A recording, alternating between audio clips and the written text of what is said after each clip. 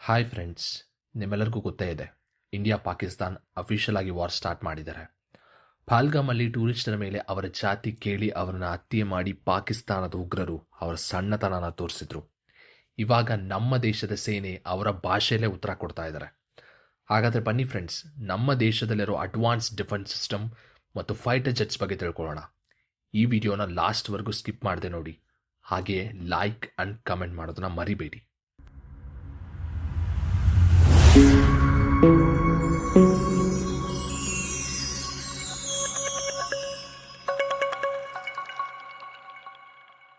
ಮೇ 8ನೇ ತಾರೀಕಂದು ಪಾಕಿಸ್ತಾನ ಸೇನೆ ನಮ್ಮ ಜಮ್ಮು ಮತ್ತು ಕಾಶ್ಮೀರ್ನ ಗುರಿಯಾಗಿಸಿಕೊಂಡು ಡ್ರೋನ್ ಮತ್ತು ಮಿಸೈಲ್ನ ಲಾಂಚ್ ಮಾಡಿತ್ತು.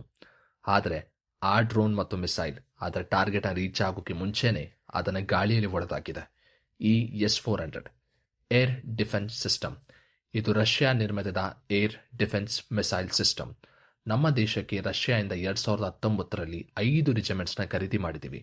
ಆವಾಗ ನಮಗೆ $5.43 ಬಿಲಿಯನ್ ಆಗಿತ್ತು.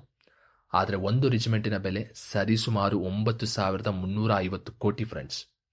ಫ್ರೆಂಡ್ಸ್, S-400ನ ನಮ್ಮ ಭಾರತ ಖರೀದಿ ಮಾಡಬೇಕಾದ್ರೆ ಕೂಡ ಅಮೆರಿಕನು ತಕರಾರಿತ್ತಿತ್ತು ಅನ್ನೋದೇ ವಿಪರ್ಯಾಸ. ಫ್ರೆಂಡ್ಸ್, ಇದೇ S-400ಇಂದ ನಿನ್ನೆ ಮತ್ತು ಮೊನ್ನೆ ಮತ್ತೆ ಮುಂದೆನೂ ನಾವುಗಳು ಅಂದರೆ ಜನಸಾಮಾನ್ಯರು ದೇಶದಲ್ಲಿ ನಿಶ್ಚಿಂತೆಯಿಂದ ಇರಬಹುದು. ಒಂದೇ ಒಂದು ಡ್ರೋನ್ ಮತ್ತು ಮಿಸೈಲ್ ನಮ್ಮ ದೇಶದ ನೆಲಕ್ಕೆ ತಾಗೋಕೆ ಬಿಟ್ಟಿಲ್ಲ, ಎಲ್ಲವನ್ನೂ ಗಾಳಿಯಲ್ಲೇ ಹೊಡೆದಾಕಿದೆ ಈ S-400 ಏರ್ ಡಿಫೆನ್ಸ್ ಸಿಸ್ಟಮ್. ಅಂಥದ್ದು 5 ರೆಜಿಮೆಂಟ್ಸ್ನ ಖರೀದಿ ಮಾಡಿದ್ದೀವಿ. ನಿನ್ನೆ ಈ ಏರ್ ಡಿಫೆನ್ಸ್ ಸಿಸ್ಟಮ್ S-400ನ ಸಹಾಯದಿಂದ ಪಾಕಿಸ್ತಾನದ ಎಲ್ಲ ಡ್ರೋನ್, ಮಿಸೈಲ್ ಮತ್ತು ಫೈಟರ್ ಜೆಟ್ಸ್ನ ಟಾರ್ಗೆಟ್ ರೀಚ್ ಆಗೋಕೆ ಮುಂಚೆನೇ ಹೊಡೆದಾಕಿದೆ.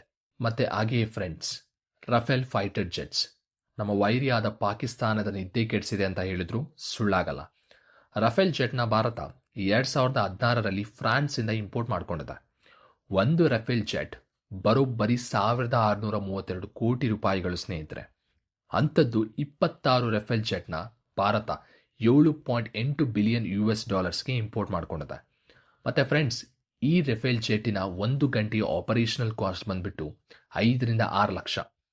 ಫ್ರೆಂಡ್ಸ್, ನಮ್ಮ 26 ರಫೇಲ್ ಆರ್ಡರಿನ ಬೆಲೆ ಬಂದ್ಬಿಟ್ಟು $7.4 ಬಿಲಿಯನ್.